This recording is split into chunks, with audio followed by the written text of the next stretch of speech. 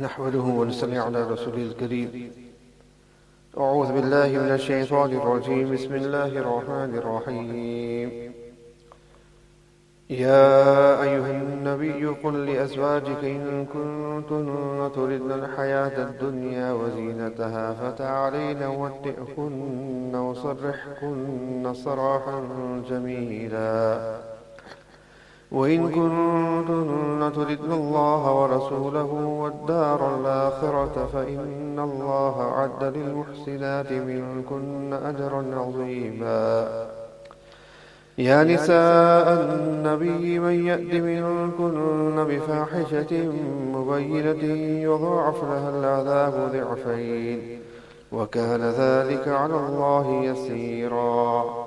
ومن يخلد منكن لله ورسوله وتعمل صالحا نؤتها أجرها مرتين وأعتدنا لها رزقا كريما.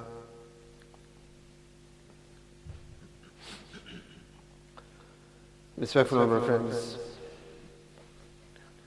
the verses that have been recited are the closing verses of the 21st para of the Qur'an.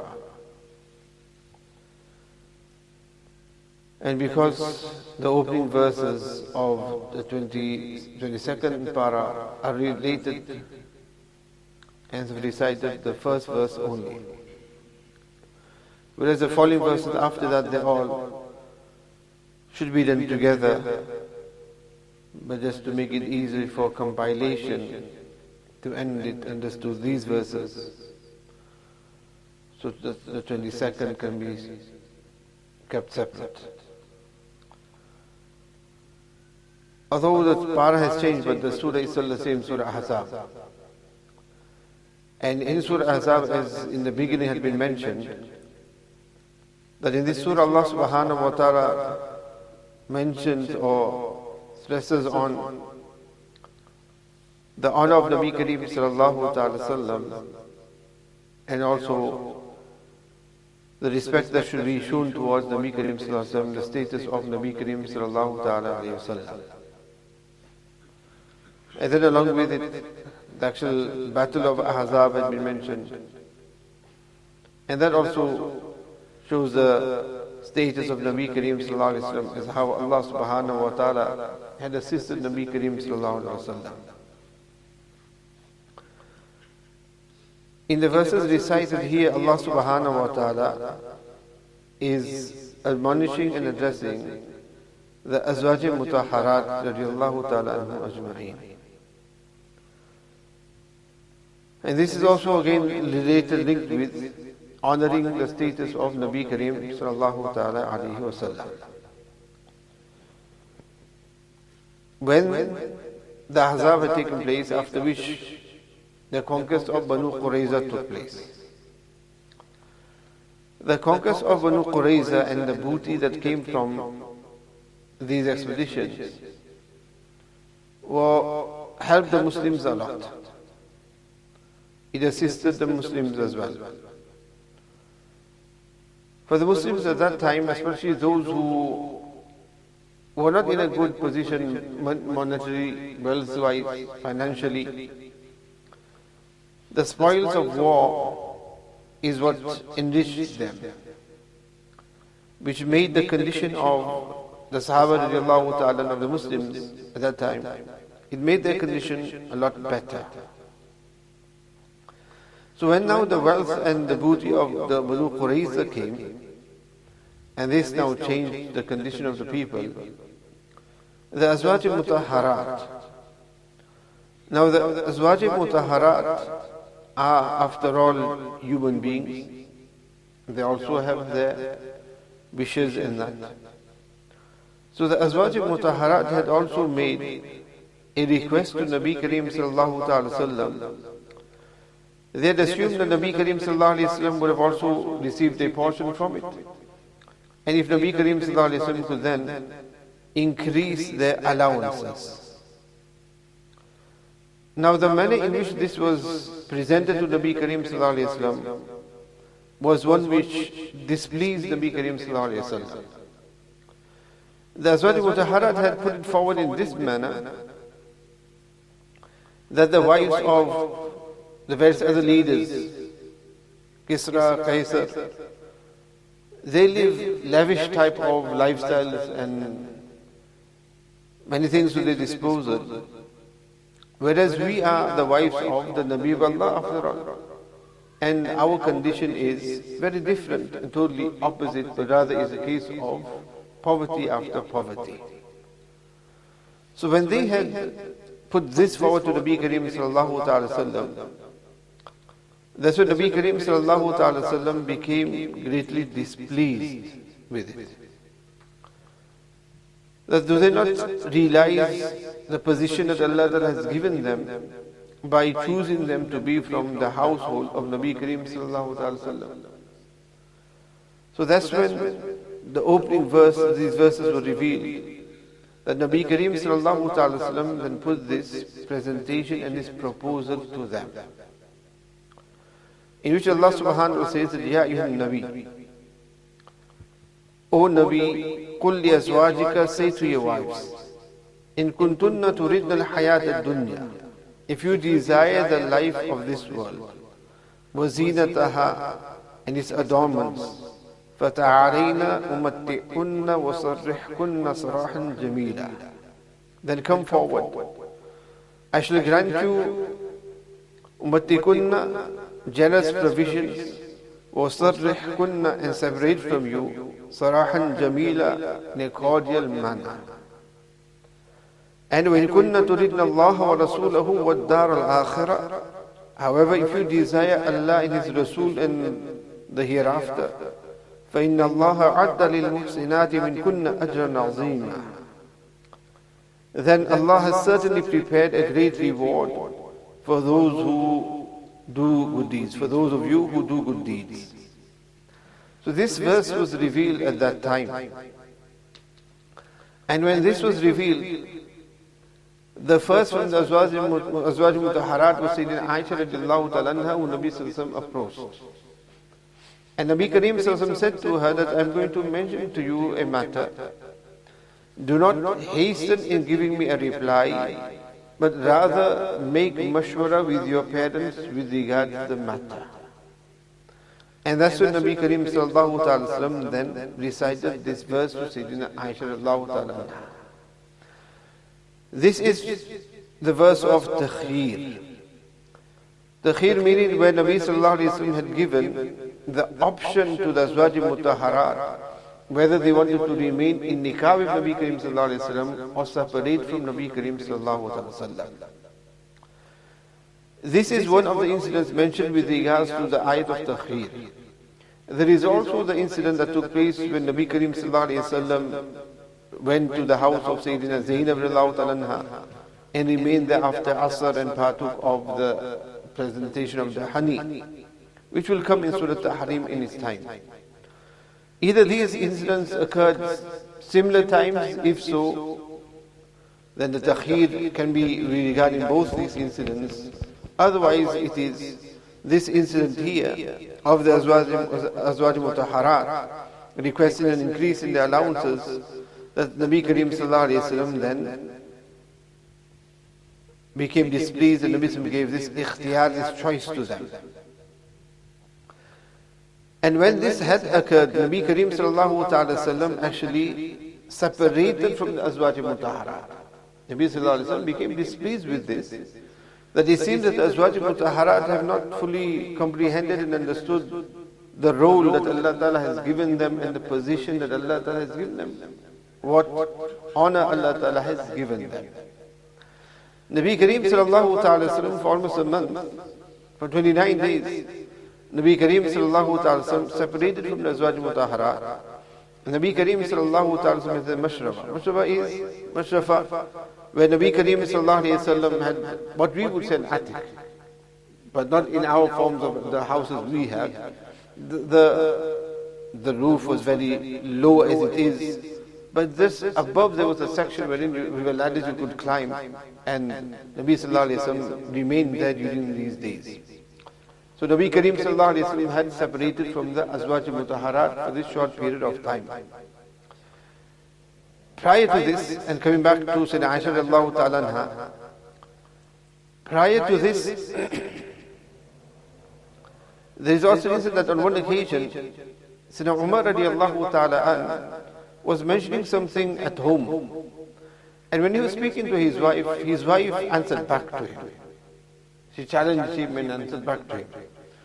To which Umar radiallahu ta'ala an questioned that, since when have you become like the Ansar women? The Ansar women are those who speak back. And they challenged the husband. But the Muhajirin women were different. They were those who would remain tightly. They wouldn't talk back to the husband. They would not question the husband. So Sayyidina Umar radiallahu ta'ala, he became displeased. Since when do you interfere in my matters and speak back and question those things? To which he said, but the household of Nabi Kareem Sallallahu that occurs. And never mind just the household, but your own daughter Hafsa, she speaks back. And not only that, but there's times wherein Nabi Sallallahu Alaihi Wasallam is even displeased with them. That's how much she speaks back as well. So Umar radiallahu ta'ala became greatly angered by this. Now remember here, when we talk about this, we're talking about a domestic home. The Azwaj Mutahharat, after all, in marriage with Nabi Kareem Sallallahu Ta'ala Sallam. So this is a normal household is going to happen, isn't it? So Umar radiallahu ta'ala then came to Sayyidina Hafsa radiallahu ta'ala anha, and he said to her, and he warned her that, look, if there is anything that you need, do not make any demands to Nabi Kareem Sallallahu Alaihi Wasallam. Ask me and I will see to your demands. But do not trouble Nabi Kareem Sallallahu Alaihi Wasallam. And then he also said to her that, look, at the same time, do not fall in deception due to the position of Sayyidina Aisha radiallahu ta'ala anha. That Sayyidina Aisha radiallahu ta'ala anha has a position close to Nabi Kareem Sallallahu Alaihi Wasallam. So there might be things that she may be able to say and she might get away with it. You may not be so fortunate. So be careful how you are with Nabi Kareem Sallallahu Alaihi Wasallam. Remain honorable and respectful. And if there are any needs, do not demand from me, Sallallahu, ask me instead. So he had already mentioned that to Sayyidina Hafsa radiallahu ta'ala anha.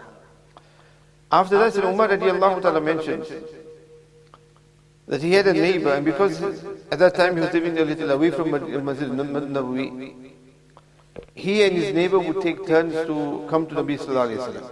The neighbor would come one salah one day, and then he would come back and report to Sayyidina Umar radiallahu ta'ala with regards to whatever he has learned and heard from Nabi Sallallahu Alaihi Wasallam. The following day, Sayyidina Umar would go and he would return and so.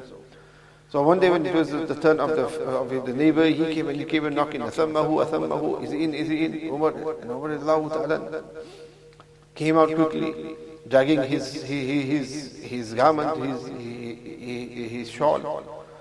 To which he said, what has happened? What has happened? Have the Ghassan attacked? Ghatfan, have they attacked? He said, no, something worse than that. What is that? To which he said that Nabi Sallallahu Alaihi Wasallam has divorced Azwaj Mutahharat. He has separated, he has divorced one of the two. He has had this divorce and they've separated. Then Umar radiallahu anhu started cursing Hafsa. Look, I warned her with regards to this will happen if she doesn't watch herself. So Sayyidina Umar radiallahu ta'ala quickly came to Masjid Nabawi. That's when Nabi Kareem Sallallahu Alaihi Wasallam was on the upper level and nobody was allowed to come by him. Sayyidina Umar radiallahu ta'ala came by Sayyidina Bilal radiallahu ta'ala who was there as Nabi Sallallahu Alaihi Wasallam's security guard at that time. Well, not just security, just there so that nobody goes to Nabi Sallallahu Alaihi Wasallam. So Umar radiallahu ta'ala said, ask Nabi Sallallahu Alaihi Wasallam, Umar is here. Sayyidina Bilal went and said to Nabi Sallallahu Alaihi Wasallam, didn't say anything. And he came second time, nothing at all. Meaning he hadn't been given permission. And he saw that people were sat there and people were weeping and crying in that area. And the news and the rumor that has spread is that Nabi Kareem Sallallahu Ta'ala Sallam has divorced the Azwaj Mutahharat. That was the rumor that had spread. And this is what happens when a person doesn't verify something, then just moving away from the Azwaj Mutahharat and not talking to the Azwaj Mutahharat, that news becomes separation, separation becomes divorce, and divorce becomes what and what not. This is how the rumor mill churns. And this is how we react as well without actually verifying any news.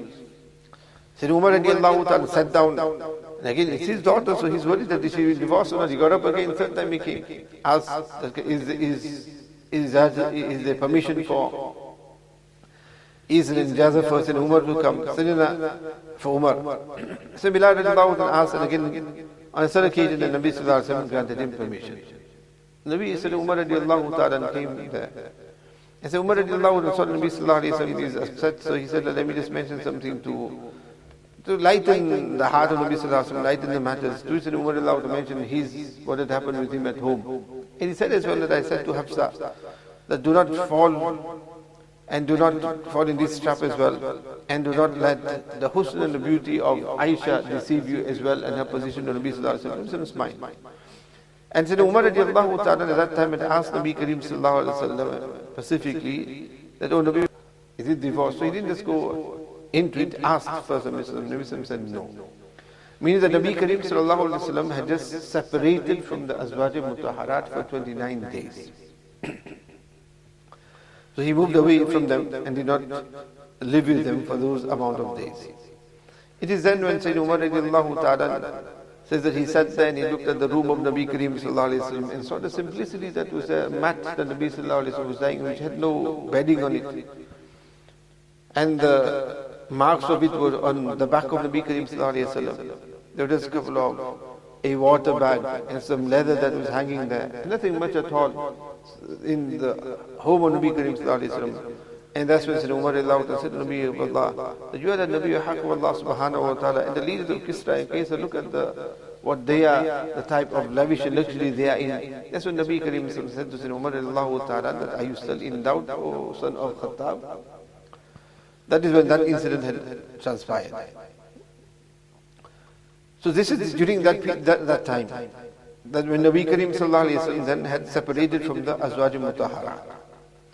That is when then these verses were revealed, and Nabi Kareem sallallahu alaihi wasallam began with Sayyidina Aisha radiallahu ta'ala anha and gave the option to her first, that look, this is what the option is.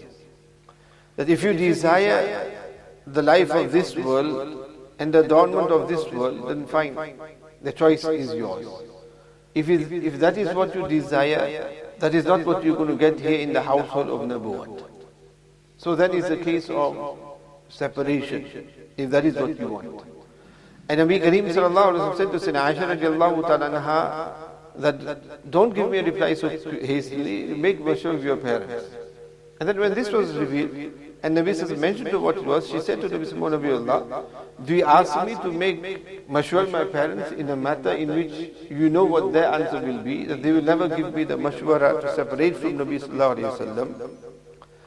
And not only that, but O Nabi of Allah, I have chosen Allah and His Rasul. As Allah mentioned in the 20th verse, وَإِنْ تُرِدْنَ اللَّهُ وَرَسُولَهُ وَالدَّارَ الْآخِرَةِ. It is Allah and His Rasul that I have chosen, without any doubt in it whatsoever, without any second thought, or without having to be given any further time to dwell and ponder over this. This is what my choice is. Then Sayyidina Aisha Allah mentions to Nabi sallallahu alaihi wasallam, and do not mention my reply to the others Azwaj Mutahharat. They might just follow and say the same as I do, give them their own option to reply as they want to.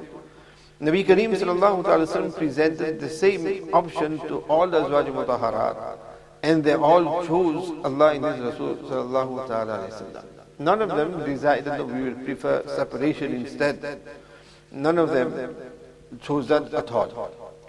Which shows that here, the Azwaj Mutahharat, in them making this request, was a request in which they had sincerity in it. It wasn't that they had hirs or greed for dunya, and that they wanted from the luxury and the lavish of this world. It was a genuine need that they had to be out of the difficulty and poverty that they were in. And proof of this is that the Azwaj Mutahharat themselves were those who would spend excessively. One of the reasons why there was the poverty that was there, one is there were those days wherein everyone, the Sahaba in general, were in hardship and difficulty. Whereas in Aisha mentions one moon, one cycle, one another cycle, meaning a moon after moon, meaning a month after month, and a month would pass, and there would be no food that would be actually cooked in the home of Nabi Kareem sallallahu alaihi wasallam. But for that milk or so, that a neighbor also would send for Nabi Kareem sallallahu ta'ala sallam. That is the property that was there. And then after that, when these conquests came about, and now the wealth started coming in, and Nabi Kareem sallallahu ta'ala sallam had a position upon the Mal-e-Fay and the Mal-e-Ghanimat, the spoils of war. That's when Nabi Kareem sallallahu ta'ala sallam would give the Azwaj Mutahharat the entire year's maintenance at the beginning of the year. So he would give it collectively to them, and that is theirs now. But the Azwaj Mutahharat, Allah Ta'ala gave them so much desire to spend in the way of Allah subhanahu wa ta'ala, that before you know, there would be nothing with them. And this is because they would give that in the way of Allah subhanahu wa ta'ala. As in one hadith, Nabi Kareem sallallahu ta'ala sallam was once asked that from the Azwaj Mutahharat, who will be the one who will meet Nabi sallallahu alayhi wa sallam the first? And after the demise of Nabi Kareem sallallahu alayhi wa sallam, which of the Azwaj Mutahharat will meet Nabi sallallahu alayhi wa sallam the first? Nabi sallallahu alayhi wa sallam mentioned the one who atwaluhunna aydehunna, the one whose hands are the longest. Those whose hands are the longest. So what they did is, the Azwaj Mutahharat took a bamboo stick. Those were the tape measures in those days. So they took that and they started measuring that who's got the longest arm. In that it so happened that Sayyidina Sauda, hers was the longest, so they thought that Sayyidina Sauda will be the one who will meet Nabi Sim first. But no, it turned out that who Sayyidina Zainab radiallahu ta'ala is the one who passed away first. It is when she passed away that they realized that when Nabi Kareem sallallahu alaihi wasallam said the one whose hands are the longest means the one who is more free in giving sadaqah. They only understood that after the demise of Sayyidina Zainab radiallahu ta'ala, that it didn't mean literally whose arms physically were the longest. We show that this is the generosity, not that if they had greed and hatred of this world, that wouldn't be the case. They would be hoarding it, knowing that the hardships and difficulties would come. Similarly, with regards to Sayyidina Aisha radiallahu ta'ala, after the demise of Nabi Kareem sallallahu alayhi wa sallam, she would find herself in poverty and difficulty. Why? Because again, whatever would come her way from Fadak and the other spoils of war, that which was left for the Azwaj Mutahharat, they share in those income, their maintenance and that. She wouldn't have much from it. Why? Because she would give that in the way of Allah subhanahu wa ta'ala. As on occasion, Sayyidina Abdullah ibn Zubair radiallahu ta'ala, and the nephew of Sayyidina Aisha radiallahu ta'ala, the son of Sayyidina Asma radiallahu ta'ala, Sayyidina Zubair and Sayyidina Asma radiallahu ta'ala. Sayyidina Abdullah ibn Zubair radiallahu ta'ala was the most beloved to Sayyidina Aisha after Nabi Kareem sallallahu alayhi wa sallam and after her father Abu Bakr radiallahu ta'ala. So one of the kunyas of Sayyidina Aisha is Ummu Abdullah. She's not the mother of anyone, she had no children, but ascribed to her Sayyidina Abdullah bin Zubair radiallahu ta'ala. So he was the closest to her, and she loved him the most, and he had great affection towards her, and he would take care of her as well. It is Khala, his aunt after all. So on one occasion, when it was told to him and when there was a mention, they said Aisha radiallahu ta'ala would not keep anything for herself. That anything would come, people would give anything, any wealth would come, as soon as it comes, she would just give it away. As soon as it comes, it should give it away. Says Abdullah bin Zubair radiallahu ta'ala disliked this. Disliked this in what manner? Out of kindness and compassion towards his aunt. That if she's going to keep on giving everything away, there won't be anything for her, what's she going to live on it? So in this one conversation, he said to those around that I will definitely tie her hands. I will definitely tie her hands. Meaning that I'll go and instruct her that don't do such. Keep something for yourself. Sayyidina Aisha radiallahu ta'ala, when she heard that, she became displeased. That, is he going to tie my hands? If that is the case, if he said that, then indeed, I take a nazar, I take an oath, that I shall not talk to him. I shall not talk to him. Alayya nazr in kallamtuhu. That there is nazar upon me if I speak to him. Which means that she took an oath that she will not speak with Sayyidina Abdullah ibn Zubair radiallahu ta'ala. Now if this was an oath taken with somebody who wasn't close to her, then fine, that could be manageable. But here Sayyidina Abdullah ibn Zubair radiallahu ta'ala was very close to Sayyidina Aisha radiallahu ta'ala. Sayyidina Aisha radiallahu ta'ala regretted as well. Sayyidina Abdullah bin Zubair radiallahu ta'ala, he felt it as well. That Khala Jan, after all, his Khala, his aunt is not speaking to him at all. So, that severance had taken place. And Abdullah bin Zubair radiallahu ta'ala tried at most to ask this person to talk to her, she wouldn't talk to him. He would ask this person, he would ask this person, that person intercede on my behalf and ask her, and but nothing would work. Then he thought to himself, what's the only way? The only way around was on one occasion, he saw that there was a few people from the Banu Zahra tribe, the tribe which from the tribe of Sayyidina Amina radiallahu ta'ala. So from them there were few individuals, Abdul Rahman bin Aswad bin Abdul Ghus, as well as Miswar bin Makhrama radiallahu ta'ala. So he came to them and said, look, you need to help me out here. That you are those people who Sayyidina Aisha radiallahu ta'ala has a lot of affection towards. Why? Because you're from the tribe of from the maternal side of Nabi Kareem sallallahu ta'ala sallam. So definitely if you're going to ask her for her audience, she will grant you permission. So he says that if you go to her, and when you go to her, then hide me in your clothes.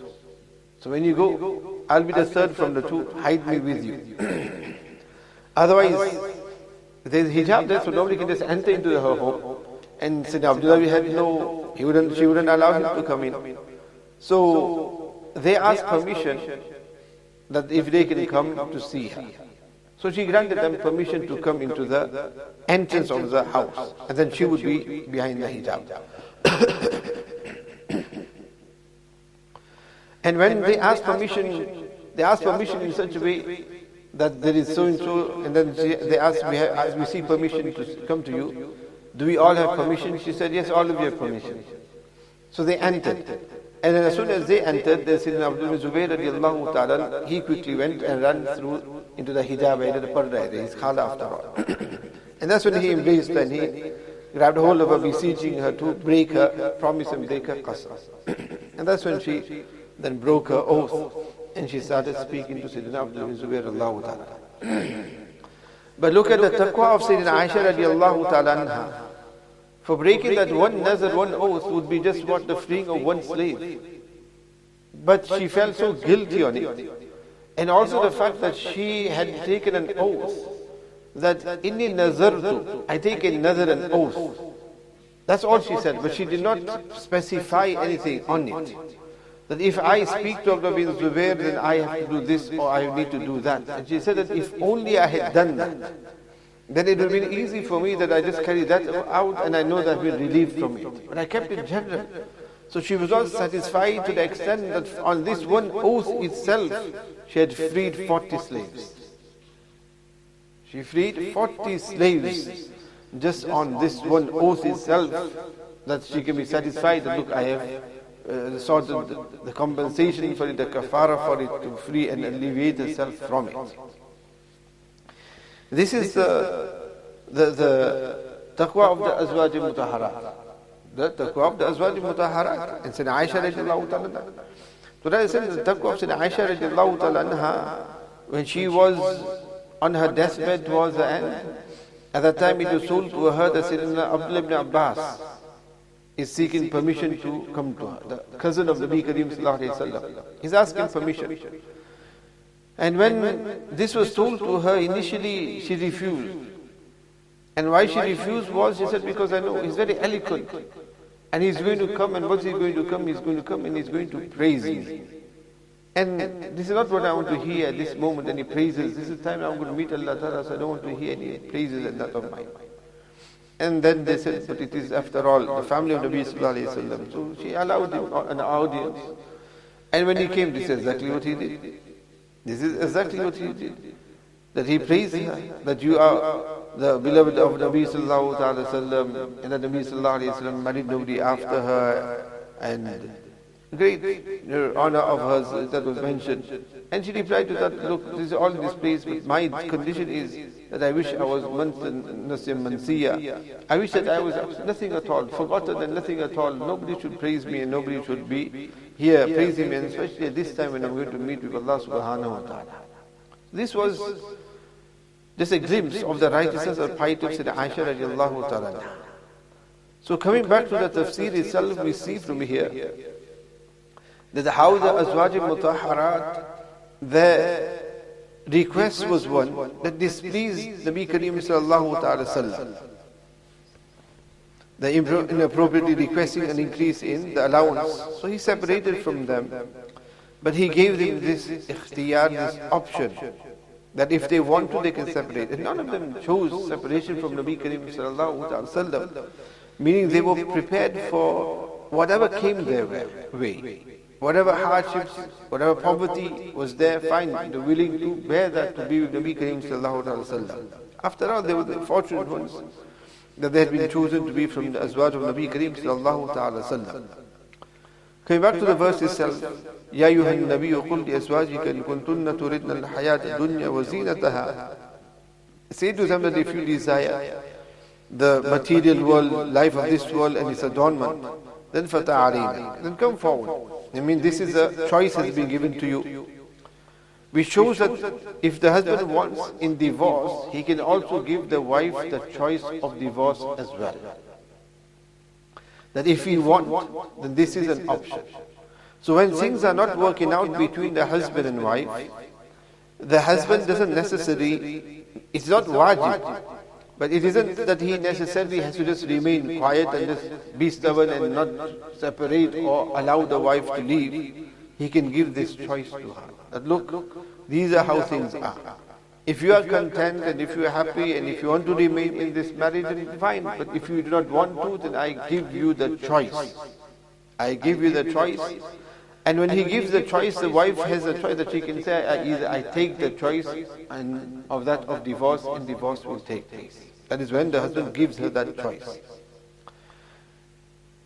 This is what is established from this verse. فَتَعَالِينَ أُمَتِّكُنَّ وَصَرِّكُنَّ صَرَاحًا جَمِيلًا. I shall grant you a generous provision. This is the muta that comes about at the time of divorce. That even when the time of وَصَرِّحْكُنَّ صَرَاحًا جَمِيلًا, that Islam has allowed divorce. Islam has allowed divorce. That it is something which is, after all, great dislike, which I mentioned many times and not wanting to go down that route now, that topic. But there are times wherein divorce has to take place. That it is better for the two to be separated. So Islam has allowed that as well. Not that now both the husband and wife have to remain with one another and stay with one another and stick it out with one another, wherein that life becomes so unbearable for one another. So separation. But Islam says that just the way there was happiness. There was happiness and no ill feelings when the union took place, then it should be the same as well, that there should be no ill feelings when the separation takes place as well. And that is that now you should separate in a good manner. And this is the whole concept of divorce, as was mentioned in the Arabic khutbah today. That there is a sequence to it, that look, families will sit down, try and work things out. And then you'll have a hakam, somebody who will try and reconcile between them. And all of these measures do not work out. Then you come to that conclusion that, look, it seems here the best thing is that you need to separate. Both the husband and the wife understand that yes, this is the best way that we need to do. So, وَصَرِّحْكُنَّ صَرَاحًا جَمِيلًا. Separation takes place in a cordial manner. And in that, it is not wajib, but it is preferable that the husband will do what? أُمَتِّكُنَّ. He will give a few clothing to the wife as a gift, as a parting gift to her. Just the way at the time of marriage, there are gifts that are given at that time. So now, when divorce takes place, he gives one or two sets of clothing. So why? The divorce also takes place in a cordial manner. So there is no ill feelings later on. This is the correct way of divorce. Unfortunately, our nikahs are totally wrong. And when it comes to divorce, our divorces are in such a manner as well, that the husband and wife are fighting away in the courts. The wife, because of the divorce, that's it. Both were at fault. Maybe she was at fault as well. She was the one who demanded the divorce. Both were, and he divorced us. Now is a case of taking him to the dry cleaners. And then preventing him custody to the children, and that custody battle continues, and then there is that challenge that is there, revenge that wants to take place, that enmity and animosity that takes place between not just the husband and wife, but the entire families that is there. Totally against what?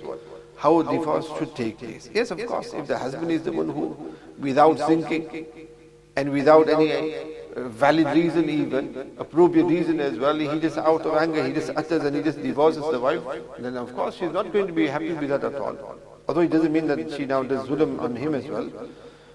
But that is inappropriate. There is going to be ill feelings then. Families are going to be very upset then, because that's what you've done. You've separated families here now. And that is not the way of doing it. أُسَرِّحْكُنَّ صَرَاحًا جَمِيلًا, Nabi mentions, separate from you in a cordial manner. وَإِن كُنَّ تُرِدْنَ اللَّهَ وَرَسُولَهُ وَالدَّارَ الْآخِرَةَ. Whereas, if you desire Allah and His Rasul, and not only that, but dar al-akhirah, the akhirah, the home of the akhirah, فَإِنَّ اللَّهَ عَدَّ لِلْمُحْسِنَاتِ مِنْ كُنَّ أَجْرًا عَظِيمًا. And Allah Ta'ala certainly prepared Ajran Azima, a great reward for those who do good deeds. Meaning, the Azwaj Mutahharat. Why? Because here by them choosing Allah and His Rasul, they're not just choosing Allah and His Rasul, but they're choosing a lot of sacrifice and a lot of hardship, difficulty with it as well. That is what they're going to bring with it. Because by being the wives of the Nabi sallallahu ta'ala sallam, there will be the hardship and difficulty. Whatever poverty Nabi sallallahu ta'ala sallam will go through, they will go through as well. Whatever condition the husband is going to be, the wife is also going to be in that condition. And there was a time wherein wives were willing and prepared for this as well. They were willing and prepared for this as well. That the husband, wherever you keep us in a mud hut as well. We will live with you in there as well. You keep us in a palace, we'll live with you in a palace. Wherever you keep us, the wife will be happy. Whatever that you give us. The waqia, famous waqia of Maulana Qasim Nanuti Rahmatullahi, he was married to a very rich lady, very rich, from a very good household and that. But when she married, she came and lived with him in the poverty that he was in, and she was happy and prepared for that as well. Why? Because honored of being in a marriage with such a great wali of Allah subhanahu wa ta'ala. So this is what comes with it. So when you go into marriage as well, there is these sacrifices that are going to take place, that because of who you are married to, maybe you may not be able to have either luxuries of this world or the opportunities of this world as well. That others may have certain opportunities, others may have certain freedoms. But because of your specific situation, as being a wife of a certain individual, you may not have those opportunities, you may not have those freedoms. But then if you're going to make the sacrifice and you remain in that nikah, in that marriage, for this reason, Allah Ta'ala says, فَإِنَّ اللَّهَ عَدَّ لِلْمُحْسِنَاتِ مِنْ كُنَّ أَجْرًا عَظِيمًا. That because of your sacrifice, you knew that if you were married somewhere else, you may have that freedom. You would be able to do a lot of things that maybe here in this marriage you are not able to. Like for instance, a person, a female, she marries an alim and she might marry a non-alim, for instance. She might marry a Sufi or a non-Sufi. Somebody who's dindar or somebody who's not dindar, for instance. So she knows that if she's going to marry a dindar, especially if she's going to marry somebody who's an alim, then there is going to be a way of life that needs to be followed as well. There is a dini lifestyle that needs to be followed as well. And especially if she herself may not be deendar so much or into that as well, now she has to follow that type of a lifestyle, which she may not have had before. But that is the type of person, she's household she has chosen to be in. She's going to have to make sacrifices. She's going to have to make sacrifices, but she's chosen that for the sake of Allah and His Rasul. That is the case. Then because of those sacrifices, Allah subhanahu wa ta'ala will reward them even more. Not only that, but when it comes to the Azwaj Mutahharat, which Allah Ta'ala mentions, that Ya Nisa Nabi man ya'ti min kunna bi fahishatin mubayyina. Now these, the following verses, are there to show the position and the ranks of the Azwaj Mutahharat. Where Allah Ta'ala says that Ya Nisa Nabi man ya'ti min kunna bi fahishatin mubayyina.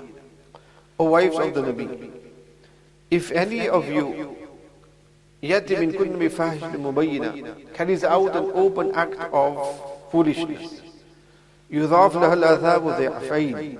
her punishment will be multiplied twice.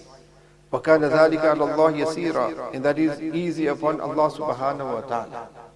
But at the same time, وَمَنْ يَخْنُتْ مِنْكُنَّ لِلَّهِ وَرَسُولِهِ وَتَعْمَلْ صَالِحًا نُؤْتِهَا أَجْرَهَا مَرَّتَيْنِ. Whoever of you is obedient to Allah and His Rasul and does good deeds, then we will grant her twice the reward. So here Allah Ta'ala mentions that, look, and this is what happens. The higher the position you have, the more responsibility you have. If you fall hard. You fall hard. And this is a position that Allah Ta'ala granted the Azwaj Mutahharat. And they were there to set an example as well. The pole was high for them, and they needed to maintain that. So Allah subhanahu wa ta'ala says that just the way you are rewarded more than others because of your status, but at the same time, if any of you carries out an act of foolishness, here the word used is bifahishatin mubayyina. But here fahisha does not refer towards immorality, as we have in our tongue. We say fahisha is what somebody who commits evil acts or immoral acts. Here it doesn't refer towards that, because that is something which is absolutely unimaginable from the Azwaj Mutahharat. To that extent that even Imrat Nuh wa Lut, even the wives of Nuh alayhi salatu salam and Sayyidina Lut alayhi salatu salam, they were not Muslims. They had committed kufr, which was a great sin and a kufr itself. But they had never had done anything which were immoral deeds. So no wife of the Anbiya alayhi salatu salam would commit anything of that nature. That's why here fahisha does not refer to the general fahisha that we know of. And proof of that is Allah says mubayyina. In Arabic, mubayyin means open and clear. So clear. Now when a person commits an act of immorality, you don't carry that out in the open.